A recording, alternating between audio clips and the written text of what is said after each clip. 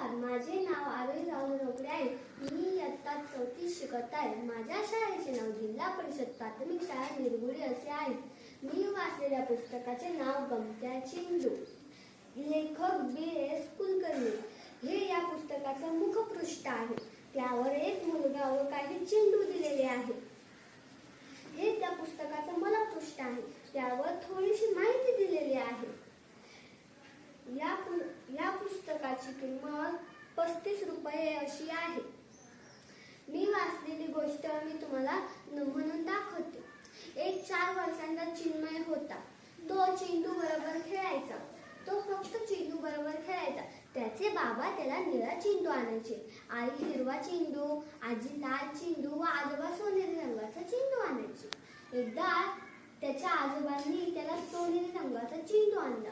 चिनूने तो चेंडू घेतला व दारावर फेकला. दार उघडं झालं व तो चेंडू अंगणात गेला. चिनू त्या चेंडूला पकडण्यासाठी त्या चेंडूच्या पाठीमागे गेला. चेंडूला पकडण्यासाठी त्याचे बाबा, आई, आजी, आजोबा गेले. नंतर चेंडू रस्त्यावर गेला व एका रिक्षाला धडकला. व रिक्षा थोडासा हलला व रिक्षावाला पुढे गेला व चेंडू पुढे गेला. चेंडूला जणू काय पाय फुटले. तो चेंडू थांबायचं नावच घेत नव्हता. तो सायलीच्या घरी गेला. सायली 10वीच्या परीक्षेला बसली होती. ती फक्त टीव्ही बघत होती. तिची आई म्हणते, अगं अभ्यास कर, तुझी 10वीची परीक्षा आहे ना, अभ्यास कर. पण ती अभ्यासच करत नव्हती. मग तिथे चेंडू येतो व तिच्या पाठीवर दना उड्या मारू लागतो. व सायलीची आई म्हणते, बघ तू 10वीची परीक्षेला बसलीये, तू अभ्यासच करत नव्हती म्हणून हा चेंडू तुला शिक्षा देतोय. टीव्ही बंद कर बघू. मग चेंडू जाईल. आश्चर्यचकित सायलीने टीव्ही बंद केला व चेंडू गेला तिथून. नंतर सायली ही त्या चेंडूला पकडण्यासाठी चेंडूच्या पाठीमागे गेली. नंतर तो चेंडू गेला त्याच्या चुलत भावाकडे, अरुणकडे. तो गेला व अरुण भारी खोडकर होता. तो दुसऱ्यांची खोडी काढायचा व म्हणायचा, मी नाही केलं, ह्यानेच केलं असं म्हणायचा. मग चेंडू येतो व त्याला मारतो.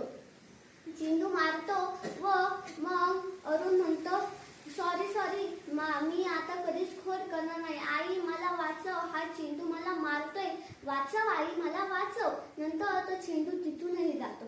नंतर तो नलू आत्याच्या मुलाकडे येतो. नलू आत्याच्या मुलाचे नाव तेजस असे होते. तो नुसता चॉकलेटचा हट्ट करायचा. आई मला चॉकलेट दे, मला चॉकलेटच पाहिजे असा हट्ट करायचा. तो एकदा चॉकलेट खात होता तेव्हा तिथे चेंडू आला व त्याला मारलं. आणि तेजस म्हणाला, मी आजपासून चॉकलेट खाणार नाही, मला माफ कर चेंडू, मी आजपासून चॉकलेट खाणार नाही. नंतर तो चॉकलेटही खात नाही व अरुण आणि तेजस चेंडूला पकडण्यासाठी जातात. व नंतर चेंडूच्या घरात चेंडू जातो व बसतो एका बॅगीवर. हलत नव्हता का डुलत नव्हता. मग तिथे चिनू येतो व म्हणतो, अरे हा तर हलत नाही का डुलत नाही, आता मी ह्याला घेतो. व चिनू त्या चेंडूला घेतो व म्हणतो, माझा चेंडू मला परत मिळाला.